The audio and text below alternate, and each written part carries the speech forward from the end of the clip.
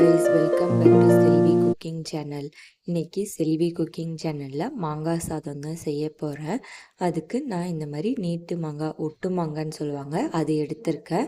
இதை தோலோடையே நான் செத்திக்கிறேன். தோல் க்ளீன் பண்ணிவிட்டு செத்துற மாதிரி இருந்தால் ரொம்ப க்ளீன் பண்ணாமல் லைட்டாக க்ளீன் பண்ணிக்கோங்க. இப்போ எல்லாமே ரெடி பண்ணியிருக்கேன். இது தாளிப்பு பார்க்கலாம். நான் இன்றைக்கி நல்லெண்ணெய் தான் ஊற்றி செய்கிறேன். 2 டேபிள் ஸ்பூன் நல்லெண்ணெய் ஊற்றிக்கிறேன். எண்ணெய் சூடானதும் கடுகு உளுந்து போட்டு தாளித்ததுக்கப்புறம் 1 டேபிள் ஸ்பூன் கடலைப்பருப்பு சேர்த்துக்கிறேன். அதில் இஞ்சி சேர்த்துக்கிறேன், சின்ன சின்ன பீஸாக கட் பண்ணி.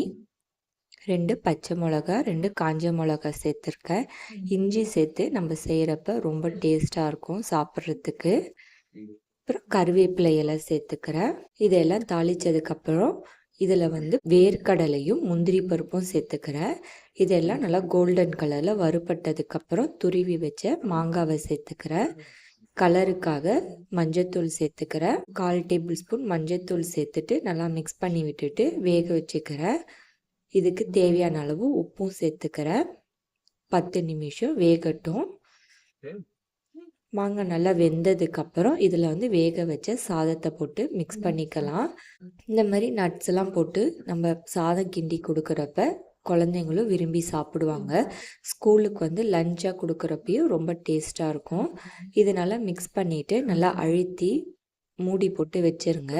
இது நல்லா ஊறி போய் சாப்பிட்றப்ப ரொம்ப டேஸ்ட்டாக இருக்கும். இப்போ எல்லா இடத்துலையும் படுற மாதிரி நல்லா மிக்ஸ் பண்ணிக்கலாம். பாருங்கள் எவ்வளோ சூப்பராக இருக்குன்னு. இதுக்கு உருளைக்கிழங்கு பொரியல், வத்தல் இதெல்லாம் வச்சு சாப்பிட்றப்ப ரொம்ப டேஸ்ட்டாக இருக்கும். நீங்களும் ட்ரை பண்ணி பாருங்கள். இந்த வீடியோ பிடிச்சிருந்தால் லைக் பண்ணுங்கள், ஷேர் பண்ணுங்கள், சப்ஸ்கிரைப் பண்ணுங்கள். நோட்டிஃபிகேஷன் வரணும்னா பெல் ஐக்கானை கிளிக் பண்ணுங்கள். தேங்க்யூ.